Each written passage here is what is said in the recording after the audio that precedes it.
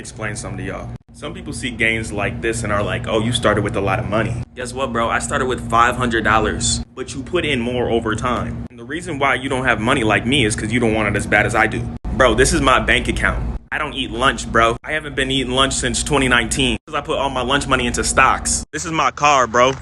That car cost me $950. Some of y'all say I can't work because of school. Bro, I'm working night shifts. I had school today. Some people complain they can't get a job. Bro, I'm shoveling rich white folks' driveways too. Do not hate on me just because you are lazy. Goofy. All right, well, let's get started, Dason. Nice to have you.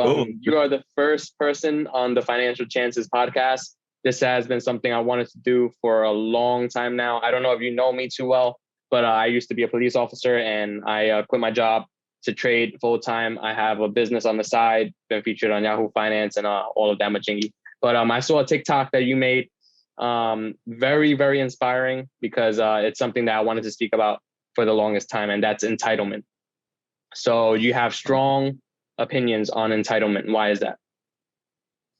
Well, it's not even necessarily like strong opinions. It's just like fact. Like it's like the way our society is progressing. It's like people kind of are more geared towards things coming easy. Like things like if you see just kind of how technology progresses, it's like TikTok. The reason why TikTok's so popular is because information's kind of just being fed to you. All you got to do is scroll info. Like it's all just coming like easy.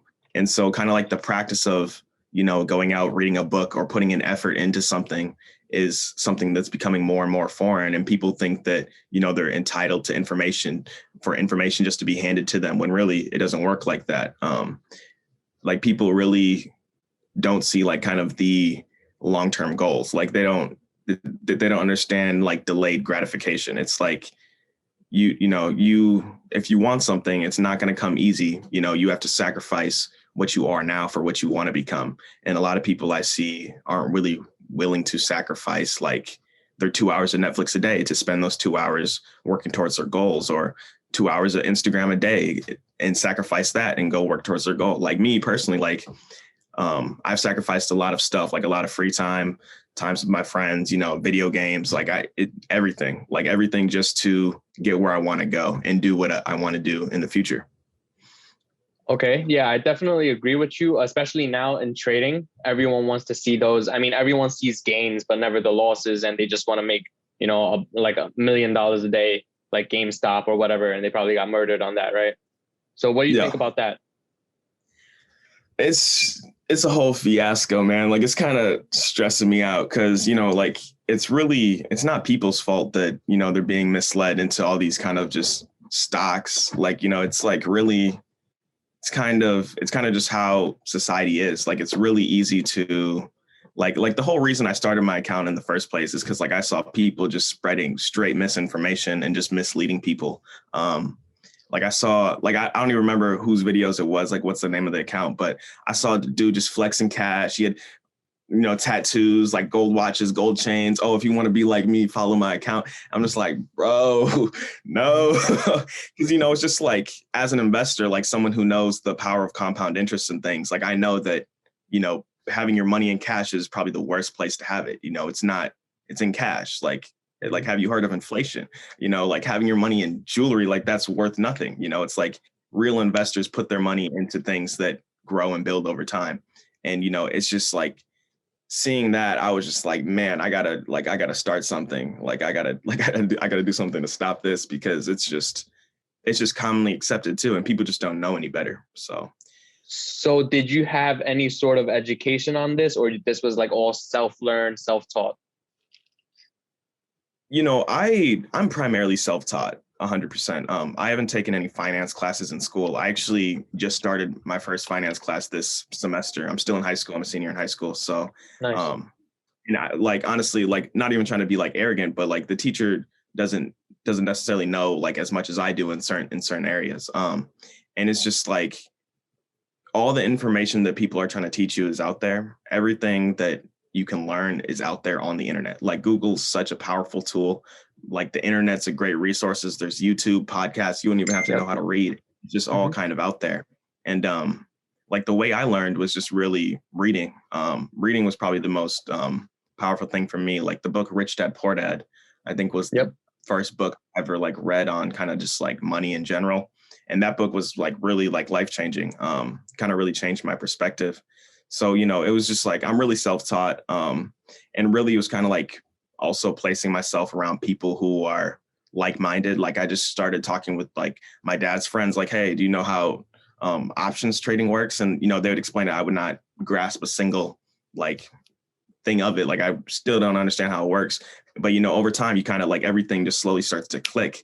And really, it was just through just really focusing on it and prioritizing that over other things that weren't going to lead me to real satisfaction, that helped me be successful today. And kind of like it's still a process too. Like it's always going. So bringing it back to entitlement, you're saying that all of this information could be found online. So what do you think? Because a lot of the time when I talk about like politics or whatever, people are telling me that, you know, they're not given the chance because the education isn't there and we don't have access to education. How do you feel about that since you're self-taught? It's all out there. Like where I find like the primary problem to be is like people just don't know how to look or necessarily where to look. But really, it's kind of oversimplified. Like it's really just typing it into Google or YouTube. And then, you know, you type in one video into YouTube, how do I invest? 3 more just like it pop up. It's literally an algorithm in what you like, you know, and that's really how I started. I was like, okay, how do I invest in stocks? YouTube, you know, just started watching videos, but it's really oversimplified. Like it's not like an exclusion of information. Like it's not like some people get this information and some people don't. Everyone who has internet and a cell phone can have the information. It's just that people just either don't know where to look or they just want it spoon fed to them. So what is your point of view when someone, let's say you're talking to somebody right now, and I am telling you that I can't be successful because I have not been given the opportunity to have this type of education. What is your answer to that? Well, that just sounds kind of ridiculous to me. Like it's not necessarily whether or not, you know, you can be successful, and success really varies person to person, on like how they define success. But really it's like if you have internet, you know, if you have access to Google or any search engine, you can be successful. It's just that like people just don't really want it as bad as they say they do, is what I've come to find. Like people say they want stuff, but you know, it takes work to get to where you want to go. Everybody wants to be a millionaire, but nobody wants to put in the hours a day that it takes to build something that's going to make them a millionaire. I agree. And that is exactly why you're here. Because I literally saw myself in you when I saw your TikTok, and I was like, this is the message I am trying to convey to people. Everything is online. And that is why this is such an important topic, because I feel like a lot of people are entitled because they feel like they're not getting that information. But the question is, have you ever tried getting that information? So I'm going to ask a little about your childhood. If you see my eye wandering around, it's because I have some questions that I wrote down. So I want to ask about your childhood. Where were you raised? Did you have everything necessary as a child to succeed? And would you say you grew up in a lower income or middle income or high end income family? Yeah, for sure. So just a little background about me and like my childhood and stuff. So like, first of all, like my dad is African-American, he's Black, and my mom is white. So I'm therefore mixed, right? Light skin, whatever people want to call it. And I actually grew up originally pretty much in like the suburbs, like out in Woodbury, in some townhouses. Like it was like basically this little community of townhouses. And then everything around it was these cookie cutter, like mansions is what I would call them. Cause you know, my house was relatively small relative to everything around me. So I kind of grew up with like this inferiority complex, like thinking, hey, why is my house this little, like one of these little, it's like one house inside of 5. I was like, why is this? And then all my friends at school have these big houses. So like, for me, it was kind of just like that question always lingered in the back of my mind. Like, oh, you know, why is this there? Like, I want a big house, you know, I want a mansion. So that kind of like probably sparked my interest in finance to start. You know, like I would always hear my parents like, you know, saying, oh, you can't eat the goat cheese in the fridge because that's expensive cheese. And I'm like, oh, shoot. Like my bad, I won't touch the goat cheese. Like, and then, me thinking back on it today, like goat cheese is like $3 at the store, like, whoa, it was just kind of like things like that. Like I remember getting like rocks for Christmas, like I opened my Christmas presents, I got rocks, just kind of teaching me that, you don't deserve this. You are grateful for what you have. So, like I grew up like that. And I really like kind of like the entrepreneurial side of me. Like I'm starting businesses and stuff, like it's still all in the works. But like, I was the kid who was on like the corner selling lemonade and, at the pool, selling Freezy Pops to people, just kind of finding any way to make money. So that's like the childhood. So like really it was kind of inherent from the start, like my kind of like finance orient, but really like the path on like where to go and how to become successful didn't come clear since like 2 years ago, probably. So, yeah. Okay. So would you? That's actually pretty interesting because your dad is African American and your mom's white. So bringing the racial issue in, would you consider yourself privileged? Yeah, I'm privileged to live in America. There's people who have less privilege than me, and then there's people who have more privilege than me. That's just how it works. It's like some people are going to have to work harder than others. Like I am privileged just to be born in America. Like it's all relative, like we all have a certain amount of, things some things are handed to us, some things aren't, and then there's the people who are going to complain about it, whine, oh, you have, your mom gives you this, like, some people are going to complain and then some people are going to work to improve their situation. Like me, I am never satisfied with where I'm at. Like I always want more. That's like, good. I'm never content. It's like, if I want something, it's like, I'm going to go get it. And it's not even necessarily after I get it that I'm satisfied. It's in the process that I feel satisfaction. Like right now I'm at, some people think I'm a victim. Some people think, oh, he's suffering right now. And it's like, I'm having the time of my life, dude. Like, this is great. It's like just getting to say like, oh, you're building something, you're putting in this amount of work. Like it's really self-fulfilling. Okay. So. Yeah, I totally agree. I've been homeless before and, getting there is definitely, like I said, I wouldn't ever go back in time and change anything because I feel like a different character is built into you.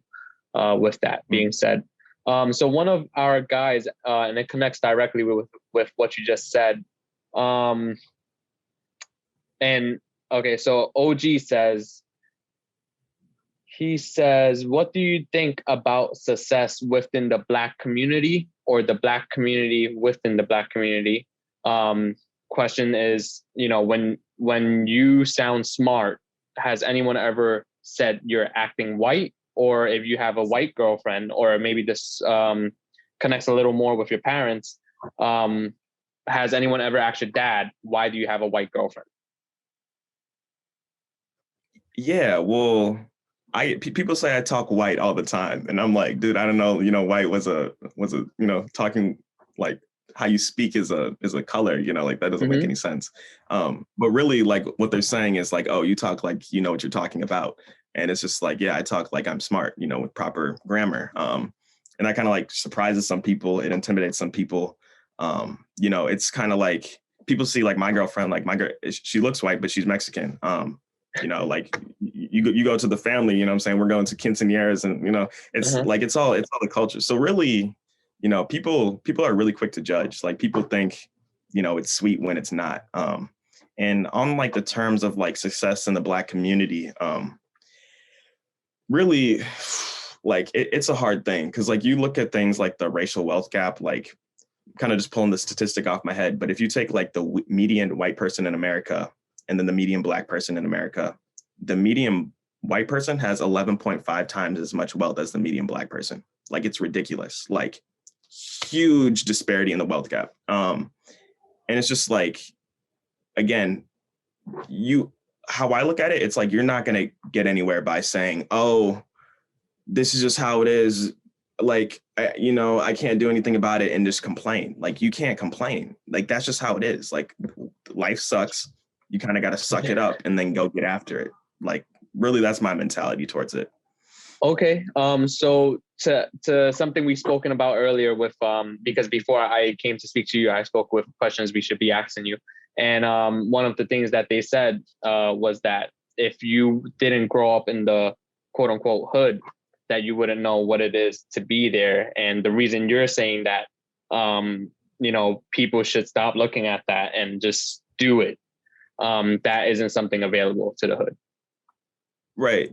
And with that, I counter that by saying, like my dad grew up in the hood. Like I know what he's talking about. Like all my family members are with that, like drug addicts, crackhead, it's all like I've seen it all. Like it's not even like that. But even so, like I understand how people could be like, oh, he doesn't get it. He doesn't understand where we're coming from. Like he doesn't get the hustle. But like with that, that's why I've kind of tried to help people understand. Okay. Because right now I'm working on like this financial literacy presentation, and I'm going to go around to prisons in Minnesota and teach financial literacy to prisoners. Nice. And with that though, like I can't just be like, hey, you guys can do this too, because people are going to be like, bro, you don't know what it's like to be a prisoner, and that's how people just logically think, right? So what I did was I reached out to a ex-felon. He spent 10 years for some form of substance possession, and said, hey, can you work on this with me? Can you be there? So we're going to present it together and be like, hey, this actually works. What I'm saying, makes sense. And here's someone to prove it. So really people just need proof of evidence that, they can do it. And the best way to do that is like a physical representation. So. Okay. So that's great because the next question was actually about philanthropy. So you basically answered that. As a successful minority, how do you deal with the past of your people in this day and time? As past, you're referring to slavery, I think? Yeah. Or yep. Well, I mean, there's a lot of stuff going on as far as like social injustice, police brutality, like the whole 9 yards. And really, like people think, I might just be not doing anything towards it. But actually what I'm doing is taking like a more systematic approach from it. It's like not necessarily like, I don't think the way to solve these type of problems is like saying, oh, we need to like get rid of police, then therefore no more police brutality will occur. I think like systemic, like you think of, say, hey, oh, why does society perceive African Americans as thugs, thieves, hoodlums, gangbangers, and all this? It's because of the racial wealth gap. People see Black people as poor, therefore they see them portrayed as cops, as robbing and stealing stuff, like TV shows. And it's like, that's literally because of the racial wealth gap. It's literally a systemic thing. Like if you were to just solve the racial wealth gap, put everyone on financially equal terms, you would see a big perception shift towards minorities in America. And that's not even just Black people, that's Hispanics too, and pretty much everything else, Native Americans. Yeah. Okay. So what do you think about reparations and about slavery, the past affecting the current people? So a lot of the times, I go on Clubhouse a lot and we speak about topics like this. People are saying that we were never given the opportunity to improve ourselves, and this started back all the way during slavery, and now we still don't have access to certain things because of that, and we deserve reparations. How do you feel about that?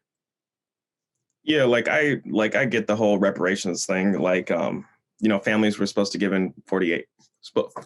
given 40 acres and a mule, and that never happened. Or like it partially started to happen, but then I forgot who became president and just took it all away.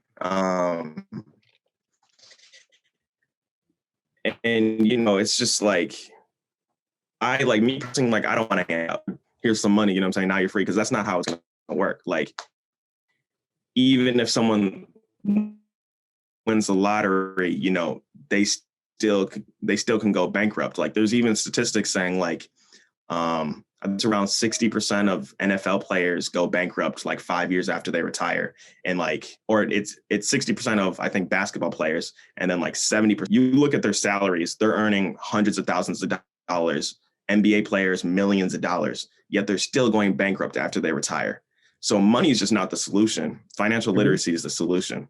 Teaching people how to manage their money, how to build wealth, and how to be successful money-wise and smart money-wise is where you find all the solutions, rather than just kind of giving someone something and saying, oh, now it's solved, because that won't solve anything.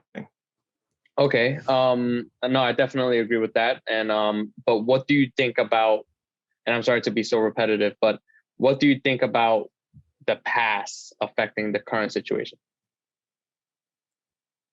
Oh, well, yeah, there's no doubt that, I mean, it's affected it. Like slavery, I mean, you think of like redlining, kind of just like systemic racism, like Jim Crow laws, like the whole 9 yards. Like literally people, like Black people specifically, have been prevented from building wealth, since like America's inception, pretty much. Like you look at like slaves accounted for, I think it was over, like cotton specifically, picking of cotton was like half of America's GDP at one point. Like it was ridiculous. So, I mean, there's no doubt that like slaves built up America, and like some form of reparations should occur. However, like the form in which it takes place, I think it should be more like policy wise, and kind of like education more so than just physical stuff. Okay. Would you consider yourself a minority? Yes. Okay. No, I'm just asking because I like to not refer to myself as minority just because it's a personal preference. I don't think I want to assign, a minority quote unquote title on myself. All right. What is something you would tell the minority community in regards to success, obtaining success and progression as a successful minority yourself, or in the future to be? That it's possible, that you can do it, to believe in yourself, and like whatever you want to do, just, sacrifice all your other wants, everything else you're doing, and go and get it. Like you really got to get after it. Like me only being 17, it's like a lot of people, don't want to listen to me. They think like, oh, you have no life experience, you don't know what the heck you're talking about. But still, so I like, regardless of whether or not I'm fit to give advice, that would be my advice, that you can do it, believe in yourself. I've had a lot of DMs, a lot of people reach out to me saying, hey, like I saw your video, it really inspired me. And, now I'm investing because I stumbled across one of your videos on TikTok. And that's really why I do it, to help people realize that, hey, you can do this. Okay, great. So do you believe in, so we're living in a society now where, stimulus checks, government assistance, and everything of that sort is being given out. What do you think about public assistance and how that deals with work ethic, and just if it's good for people or is it bad for people? Well, I think it's dependent. If people can't go to work, then they should be, or like forced to not go to work. If people get fired, they should be given some sort of aid, just because like if you're physically, if you want to go to work, but you can't, then you should be given aid. However, like I do recognize that there are people who, just file for unemployment and have no intention of like getting a job. It's really two ways, and there's not necessarily a way to, like help the people who are trying and then not help the people who aren't trying. Yeah. So overall, I would just say like give it, but it's like there's always two sides to a coin. Like there's two sides to pretty much every single argument. So, are you from New York, or where are you from? I'm from Minneapolis, Minnesota. So okay, that's where I'm currently at. Gotcha. Do you guys have like Section 8 or public housing, et cetera, over there? Yep. Okay, so how do you feel about that? About people in public housing, let's say for over 20 years, or the question is people who have been on public assistance for a while. What do you think of that, and if that should be a case? Well, like it kind of has to, because like, there's always going to be poor people. Like that's just how like capitalism works. And there's always going to be people who are taken advantage of. It's like the way our system works. It's like, say you were born sadly like 40 years ago and you went to jail for like the 3 strikes law. You went to jail for life on some marijuana charges or something kind of like petty, seemingly petty now, right? But was a big thing back then, back during Ronald Reagan's war on drugs. It's like there, like even with that, you know, there's people who probably abuse it, can probably do better, but there's also people who are physically prevented from doing things that would uplift their standards. So it's really all circumstantial, like where you are personally. Like me just being 17, like I faced obstacles. Like I can't, open my own accounts and things. But there's pretty much ways around like everything. Like me, like I opened an LLC. Like I didn't even know that was legal. Started my own LLC, started some companies, I'm using the EIN number from the LLC to get paid through the other things. It's like, it's all, it's possible. But it's going to be harder for some people than it is for other people. Okay. That's a fair point. So talking about money, there's actually multiple things about the war on drugs that kind of brings me on to Kamala Harris, how you feel about her, as she was also part of the war on drugs. And also, I would say, as for the pay thing, minimum wage, how you feel about that? What, do you think minimum wage is a good thing, or does it help? Because from what I understand, minimum wage really gets superseded by inflation and everything really still costs the same thing. So what is your take? Yeah. So I'll start with the minimum wage to move on to like the politicians. Okay. So yeah. So with like the minimum wage thing, like it's kind of like cost benefit analysis. So some people are going to lose their jobs because companies simply cannot afford to pay this amount of people, X amount of people, this amount of wage, and still be profitable. So it's like some people are going to lose their jobs and some people are going to benefit. Some people are going to lose, some people are going to benefit. But like the way I see it, like I don't think a minimum wage should be instilled because at $15, because I find that people, it's not even about how much you make, it's about how much you keep. Like people, as their income increases, they start to spend more on stuff that they don't need. So it's not even necessarily, oh, how much are you making? You know what I'm saying? Like how, like, oh, like you're only making this much, like you literally cannot live. It's like, no, how much are you saving? Like how much are you spending on stuff you do not need? And it's just a fact. When people's income increases, they spend more. And it's just a cycle of just consumerism that really traps people. And people got to really know financial literacy, money management, on how to, not just spend on any old thing just because you got a bigger paycheck. All right. So do you, I know you wanted to speak on Kamala, but we have plenty of time, as long as you have time. But yeah. Do you think a car is a necessity? Because I was arguing with someone on social media, and she told me, especially in New York, I don't know if you've ever been in New York, but she told me that a car is a necessity. What do you think about that? Yeah, I guess it depends on where you live. Like you got a bike or something, like you can go, you can bike somewhere if you need to. Like me personally, like my car costs $950. Found it from some random dude at the gas station, like overheard him talk. Hey, oh, car? He wanted like $1,500 for it. I was like, no, negotiated down $950. Boom, right then and there. So it's not like it's impossible to get, like, and it's not a good car, it's a 2003 Ford Taurus. It's not anything great, like, oh, like I'm going to spend the rest of my days in this car, but it's lasting me a year. And like maybe a car is like a necessity if you really can't find work other than like maybe like 30 minutes away. So like it really depends on someone's individual circumstance as to whether or not they need a car. But I bet most people would be fine without one. But I do understand that some individuals may need a car to do what they do for a living. Yeah, because my argument with her, I was saying that in New York, the MTA is like crazy. Literally, I mean, you could go anywhere without a car, sometimes even better than having a car because of the traffic. So when she told me that a car was a necessity and that she has to pay for a car, like you said, it's circumstantial, but you got yourself a $950 car. Wow. I don't know her situation, but financing or leasing a car is completely different than buying a used car and using that, to get by. Whereas her excuse was that she's not able to go buy groceries. And I was like, I've been buying groceries without a car forever. And in New York City, that's definitely not a problem. So, yeah, that's why I was asking. Do you think people in public, have you been to New York? I haven't been to New York, so not necessarily sure what the And I know it's really just like a melting pot, but I haven't necessarily been around the block. So yeah.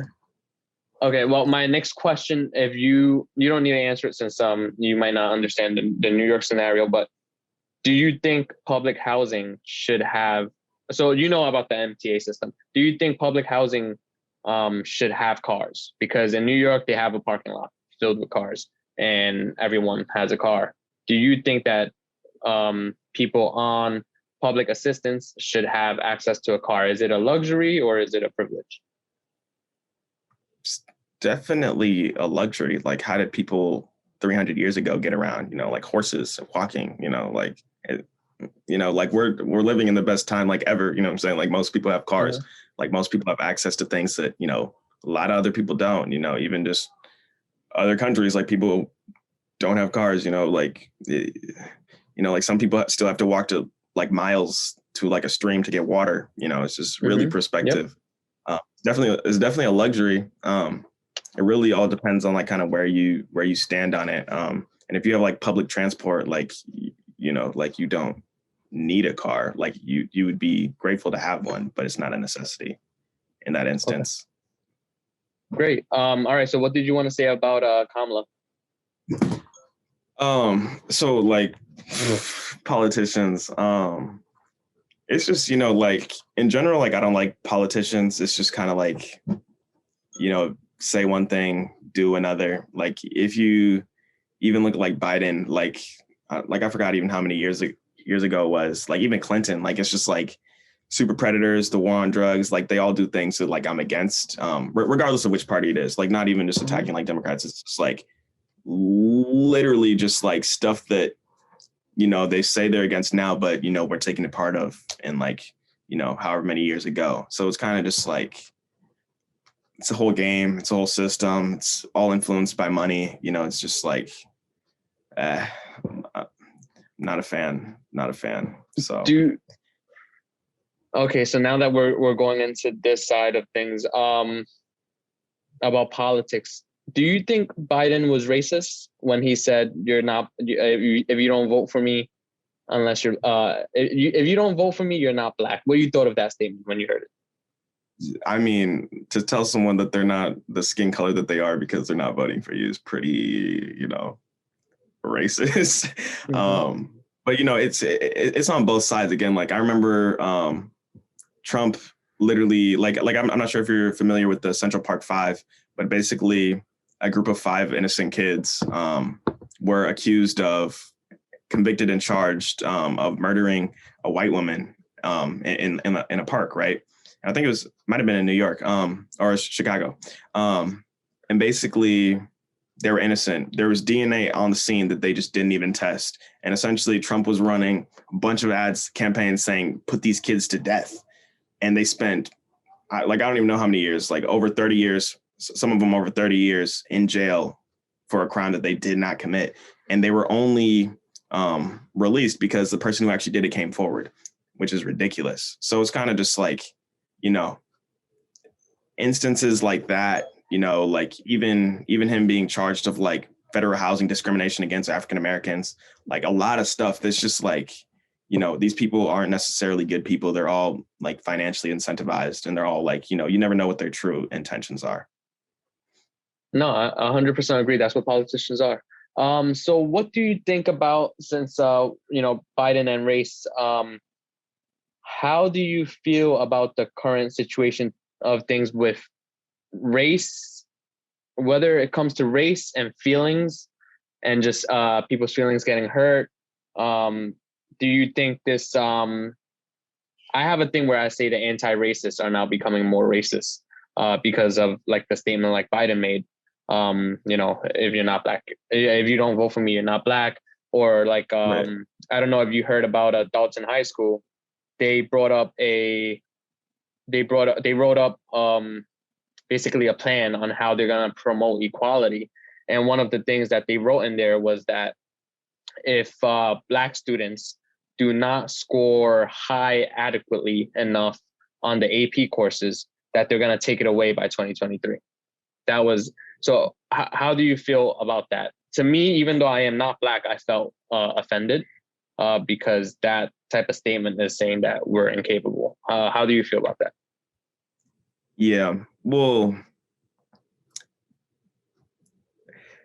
the school system in general is like a terrible thing. Like me being kind of an entrepreneurial person, like like school is just not built for me. Like I can't sit in a classroom and like listen to people who, just really are struggling themselves. Like even one of my teachers, he had to get a job as a delivery driver because he cannot make ends meet with his current income from his job, and thinking like, oh, you have to, like this is the right way. If you kind of go to school, everything's going to be okay. Like it's really propelled forwards that it's like kind of like this safe route when really it's not safe. Like people got hit with COVID and people who went to school and did all the right things lost their jobs. And then it's like, oh, then what?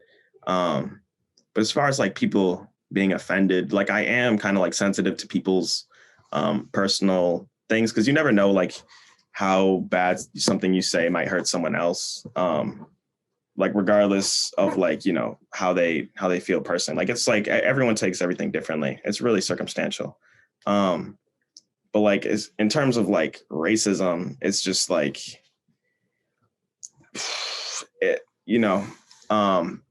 taking away like a test because, certain people don't do well on it. Kind of like that is like racist in and of itself because like saying, oh, you can't, you don't do this, therefore, it's like,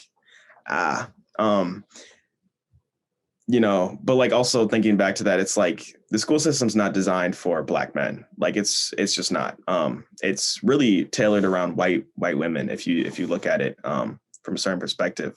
So like even men in general, it's not for. Because if there's certain statistics that like say that the state basically men get put under special education like many times more than women do. Because they're rowdy, disruptive, and all these things that you should not be, when really it's just kind of biology at that point as to why someone acts the way they do. But coming back to the testing, I think it's all about expectations like the teachers have for their students. Like if you do not think that your student can do well, or if you're kind of have implicit racial bias against students, like, oh, he's Black, so he, isn't going to do well. So therefore, we have to take away this thing. Like that's probably the most detrimental thing you can do to that person is not believing that they can accomplish what they set out to accomplish. Right. Really, it's probably more harmful than it is, helpful and, in their eyes. Like I see why they're doing it, but it's also like it's not probably the most effective way to get something done, like just taking away it as a whole. But yeah, I haven't heard about that since until now. So, still new to the idea. I'd have to look into it further. But yeah, that's interesting. Yeah, I saw it and I was like, what is this? Like, this is so ignorant. But yeah, talking about that. So what do you, in regards to, do you feel like our nation is being, we quote unquote say that we want to be united, right? Do you feel like we're being united right now, or we're being divided even more, and why? Definitely divided. It's just polarization. Like you're either Democrat or Republican. It's like really society's just being split between two against people when really it's not just black and white. It's like there's really a mixture. Like it's not even necessarily like this side is evil and this side is not. Like if you support this person, you're a bad person. It's really like people are seeing too much in black and white. And like I think the reason for like our country being more divided than ever before is definitely social media. Like social media tells us what we want to hear. If you like a bunch of blue posts, all you're going to get in your feed is blue posts. So why this side is right, what the other side is doing wrong. And people are lacking perspective. Like people don't see the bigger picture today. Like people only hear what they want to hear. Like when I posted the video about, how people got to get up and get after it, you know what I'm saying? Like you got to put in the work if you want to get what you want, what you say you want. People only focused on the lunch. They're like, oh, you don't eat lunch, go eat. You know what I'm saying? Yeah. Like, I saw. It's just like people will hear what they want to hear. Uh-huh. They can disregard everything else But if someone doesn't want to hear what you have to say, they won't hear what you have to say. And so social media has definitely allowed people to only hear what they want to hear. So what do you think about it? The fact that, so how is this situation going to get solved? Because I feel like we're in a society now where, like you said, you can't talk, because if you say one thing this way, like let's say, one thing I talk about a lot is the 64 genders. And because I say that I am not for it, people say that I am homophobic, and that's it, that they won. So, I feel like we're constantly being shut down because of social media, because if you don't agree with me, you're wrong and you're going to get canceled. How do you feel about that?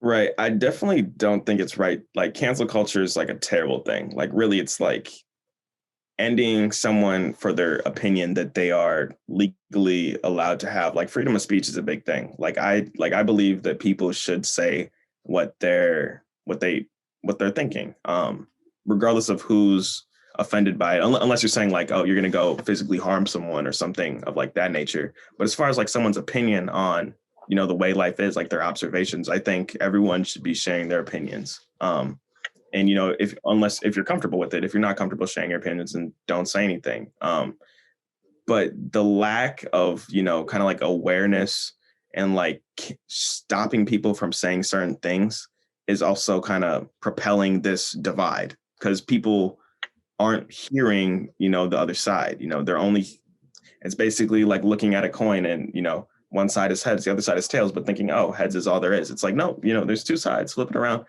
kind of think about it. So it's really toxic in that sense, that, people are not being allowed to say what they're saying in fears of getting canceled or getting like shunned by society. Do you think there's a solution to all this? Because I feel like if, like you said, if we are and there is no freedom of speech. I mean, you get fired for stuff like this. I mean, that's why I quit my job, because I can't say certain things because I'll get fired. So now I'm, young, dumb, and broke, and I have to be doing this podcast trying to get some subscribers up there, but to make some money. So do you think there's a solution to this? Or because now we're getting further and further on this cancel culture where you can't say anything that I disagree with. And if you do, so how are you supposed to solve this? Can you solve it? Because this person don't care about what you have to say.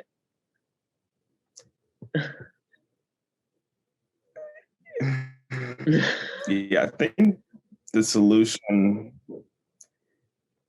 the solution would have to be some sort of like neutral zone of just like factual information.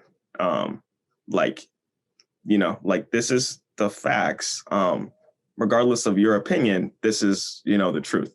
Like, everyone can have their opinions, but there's right opinions and then there's wrong opinions. So, I think like somehow creating like a neutral party that the truth, just straight, like logical, informative decisions. And then everyone can branch off into their little like cults, like, groups of theories. But, I think having kind of like some sort of, not necessarily sure how it would take place, but neutral zone, straight logical information, no sort of kind of like someone's like, not someone just projecting their ideals, but just what's like reality, basically. Like a neutral party that is realistic, logical, factual, and just information, and spreading that to people who don't know that information. So talking about factual information, how many genders do you think there is factually? I mean, that is the case. Like chromosome wise, there's two genders. It's just a fact. Not to say that, people, but like, I'm not going to like disregard someone's feelings, like if you feel a certain way, I don't care, what I'm saying? You do you. Like, I think like people care too much about what other people are doing. Like me, I just like to focus on myself, prioritize my own goals. And I'm not going to tell somebody else like, oh, what you can and can't be. It's like, dude, you do you. So yeah, but now I have to watch the Olympics or the women's basketball show with with men in it. And like, I mean, it was on the news recently that a guy won, I think it was like the marathon or some running competition. So I mean, I am all for fairness, but at the same time, it's like, so because we have to be fair to you, we are unfair to everyone else that has worked their butt off for this competition. Is that how it works now? Right. I do like, yeah, honest, again, two sides to the coin here. Like, as far as like sports like participation, I think like there is like just like the fact is like there is a biological unfairness to it. Like if you are biologically a male and you participate in female sports, like that is just really unfair. Like you know, it's like, oh, like let her compete in the, you know, but it's really, it's like it is unfair, you know. But again, like I'm not gonna like tell someone, oh, you know your feelings are, you know, yeah. No worries. You know, no worries, because I don't want you to say anything too, because I mean you have a ton of like, you know, you have a ton of life in front of you, and I don't want someone to pull out 10 years from now, you know, Dason said this. So I totally respect that. What talk bringing it back to politics, do you identify as what political party do you associate with? I don't associate with any political party. Like there's just concepts on both that are just like wrong. You know, like I like the ideal of the kind of like the ideals of socialism, but you know, in practice, it's just really it's unpractical, really. So yeah, I don't really identify with like a social party or like a political party. Just because, you know, there's no like one shoe fits all. Like everyone has their unique things that they agree with and disagree with, you know. So did you vote on the last election? Well, I'm 17, so I can't vote, but. Okay, well, all right. Well, going into the age where you know, you can vote, like who would you have voted for? Who would I have voted for? Well, you know, I haven't put too much like thought into like who I would have voted for if I could have voted. Because honestly, I probably just wouldn't have voted just because, you know, like my level of care for, you know, kind of like seemingly really, really petty arguments, like really kind of just complete misunderstanding between people is just like something that I just don't even want to participate in. It's just like, you know, everyone's going to gossip about this, drama about this. This is all people talk about. And what I'm going to focus on is elevating myself regardless of who's president and who's not. All right. So we actually have one question in regards to that from the chat as well. So, and this might be a little, I wouldn't say offensive, but it might be, no, because you're all about self-improvement and, you know, focusing on myself rather than anything else or whatever. So to the people who say, you know, we are the way we are because of the past, would you say to them that they should focus more on themselves in the current situation and stop focusing on the past and just move forward? Or what would be your way of conveying the same message to them? Right. And I think like what you're referring to is kind of like slavery, like, oh, like, are you still going to play the victim card? Like, oh, just because your ancestors were a slave, you can't do this, right? I think there's like a middle ground, like not necessarily just say, oh, this never existed, but, you know, acknowledge that it existed, you know, throw up some monuments or something, whatever you got to do. And then from that point, you know, work to see how you can change the systematic effects of it instead of kind of dwelling on it. Because like, again, it's like complaining isn't going to solve anything. Like whining isn't going to solve anything, you know, kind of like reminiscing isn't going to solve anything. It's like society is rapidly progressing, and whether you progress with it or you're kind of on the wave or off it, like the world doesn't care. Like, you know, you have to choose to look to the future and not dwell on the past. And like, I think people should not necessarily get over it, you know, acknowledge it happened. It was a terrible thing. But, you know, still work to improve your current situation, because that's just how it is. It's just unfair.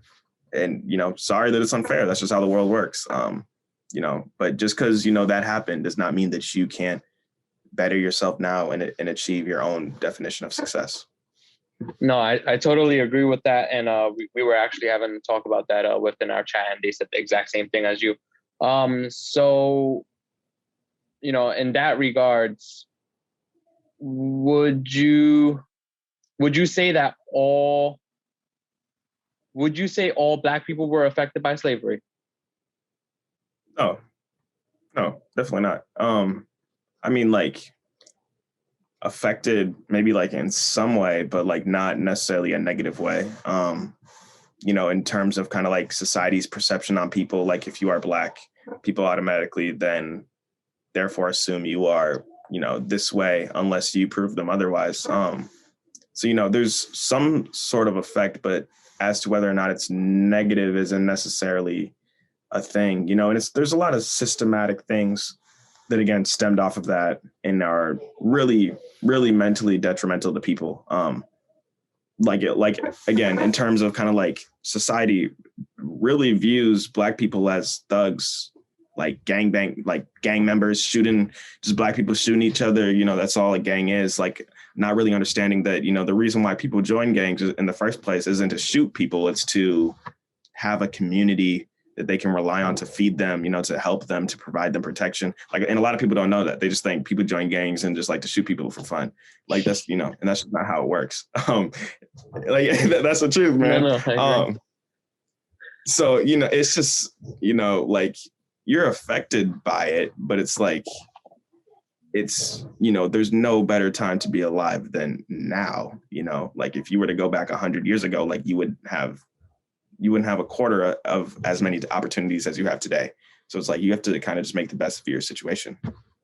All right. So what do you think about someone outside of your culture speaking on this type of conversation? Because I get a lot of the time, you're Chinese, you're not Black, you don't get to talk about this type of thing.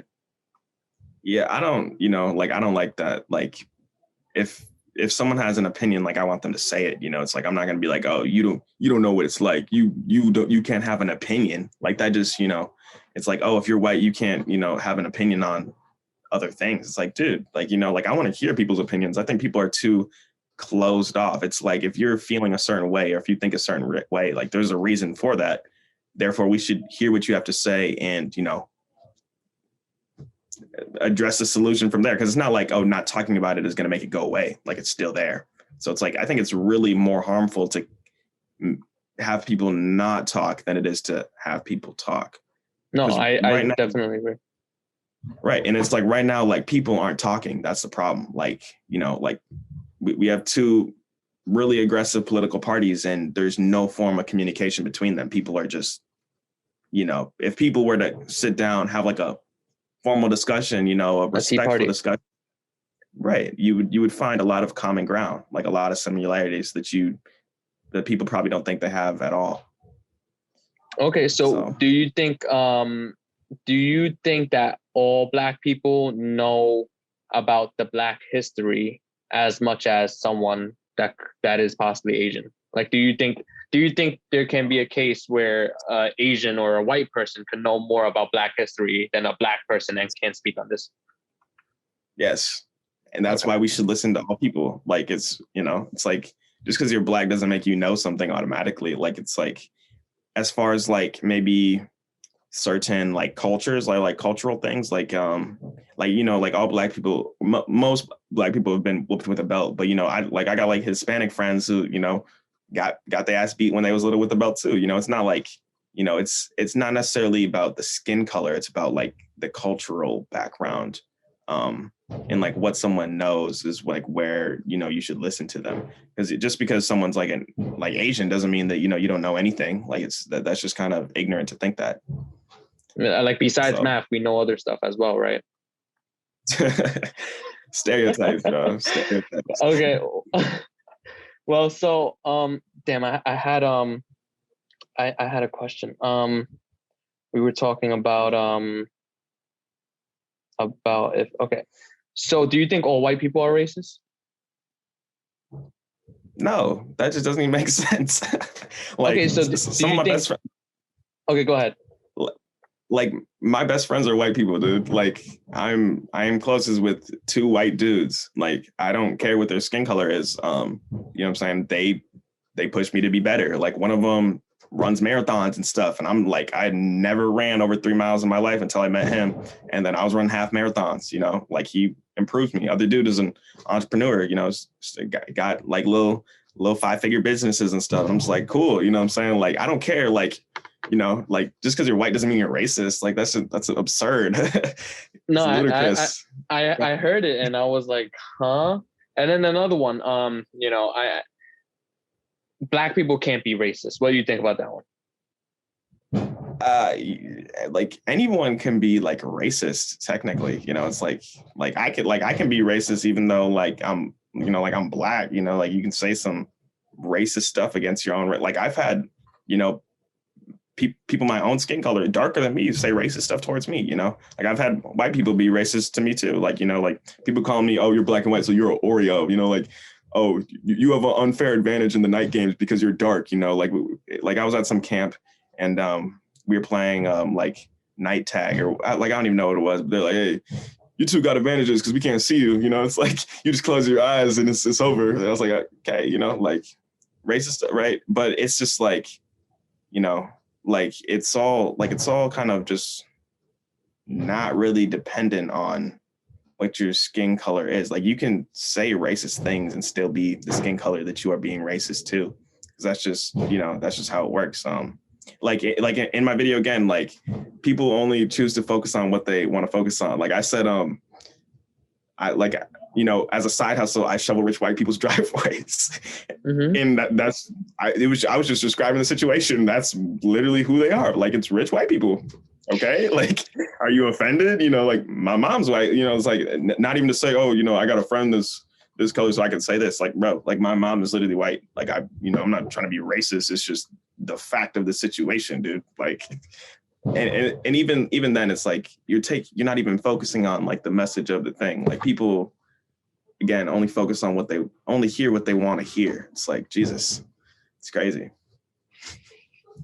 Well, I mean, we're basically done. I mean, I just hope that people don't. I could already see it coming that someone's going to say Dason is white. He shouldn't be talking about the Black community. But you know, I know you're great at taking. I mean, you're going to be a successful entrepreneur. I know it already because you already have experienced so much hatred on TikTok, and that's why I decided to reach out to you, because it's funny that once you have, and that's when you know you're successful, because people have the time to actually come there and say, you don't eat lunch, that's why you got money. Like it makes no sense. And then like I would never do something like that just because I don't have time. Like you don't have time because you're busy hustling. So you don't got time to hate on these people. And I mean, I think you would take it quite well. I hope people take this podcast as an educational tool. And thank you for being on here. Is there anything you would like to say before we conclude this? Man, I'm honored to be the first one on your podcast. Great things. Appreciate you having me on, and dude, it's awesome. So yeah, I already know there's gonna be people in the comments saying something, but it's, you know, don't nobody have time for that. Like I don't even have time to read all my comments anymore. It's just like same thing over and over. So yeah, but man, thank you for having me on. I really appreciate it. It's a great experience, dude. Thank you. It's been very good as well, and you definitely kept the conversation going. I thought I was gonna start shaking and everything, but I actually didn't have to read from my script much. So thank you for that, and I enjoyed the convo. Awesome. Have a good one. Thanks, now. Man.